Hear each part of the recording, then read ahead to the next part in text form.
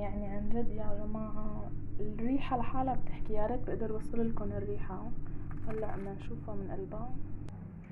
يسعد اوقاتكم واهلا وسهلا فيكم بفيديو جديد على قناتي. طبختنا لليوم هي الاوزي. هي الاكلة انا بالنسبة الي من الاكلات المفضلة. هلا اول اشي حطينا السمنة، بدي احط معهم نص كيلو لحمة،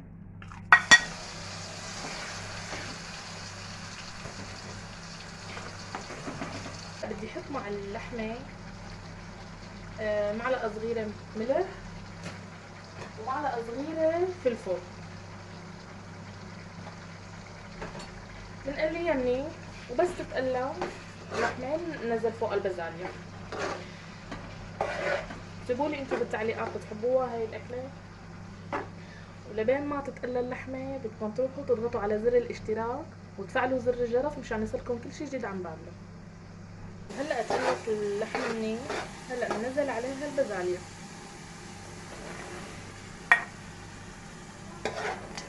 بنقلبهم مع بعض.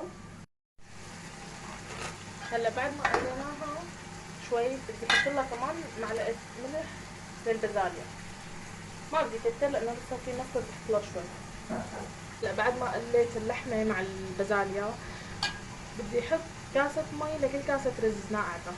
هلا اذا الرز مصري او اسباني، اما اذا الرز حبة طويلة بتحطوا كاسة مي وربع.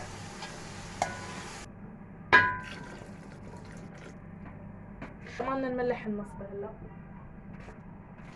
هلا لكيلو رز بكفي هيك معلقة، لانه حطينا نحن ملح للبازاليا وحطينا ملح للحمة. بعد ما غلت البازاليا مع اللحمة بدنا نسقط الرز. طبعا الرز هون غسلناه منيح. هلا بنحركهم شوي.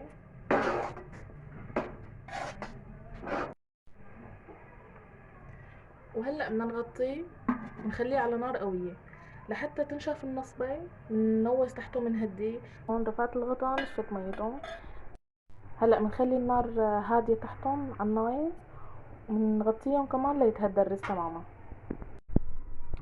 وهلا الرز عنا استوى، بس لا خلينا له يبرد. وبنجيب هلا صينية يلي بدنا نحط بقلبها فرن الاوزي. هلا اول شيء اذا تيفال ما في داعي ندهن سفلة بالسمنة، اما اذا ألمنيوم بدنا ندهن سفلة بالسمنة. وهلا بدنا نجيب زبدية يلي بدنا حجم سرة الأوزي يطلع بقياس. هلا أنا بستخدم هيك، هي القياس. هلا بدنا نجيب ورق الأوزي بنحطه بهذا الشكل، ورقة هيك وورقة بلاكس، بحيث انه اطراف الزبدية كلها تكون مسكرة من هون مشان ما الرز يتسرب منها.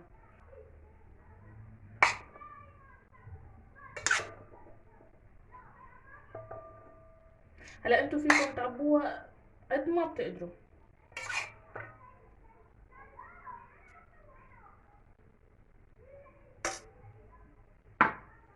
هلا بنسكرها هيك بهذا الشكل. شايفين شلون لازم الاطراف هون كلها تكون مسكرة.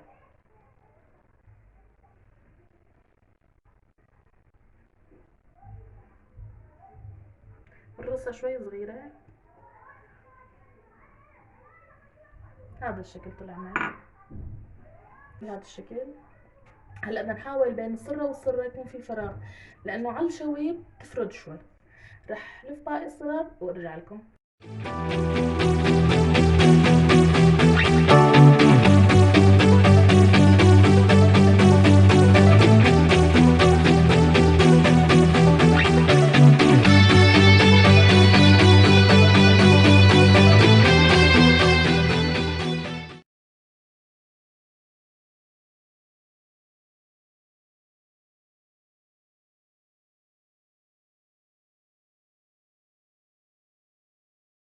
لا ما بننسى على الوش بدنا معلقة سمن عربي،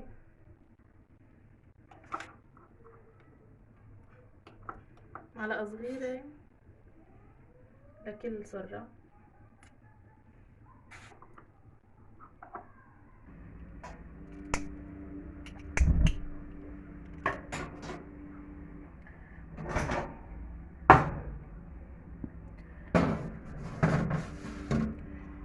وهلا بنتركها بالفرن ليتأمر وشها من فوق وتتأمر السفلى يتأمر.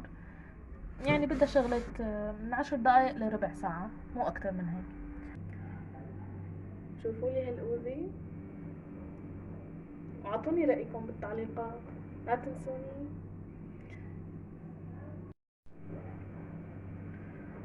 يا سلام، ريحة السمن العربي مع الأوزي بتجنن.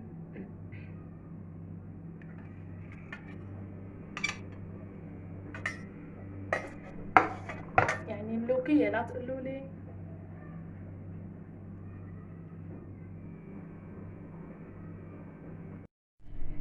يعني عن جد يا جماعة الريحة لحالها بتحكي، يا ريت بقدر وصل لكم الريحة. هلا بدنا نشوفها من قلبها.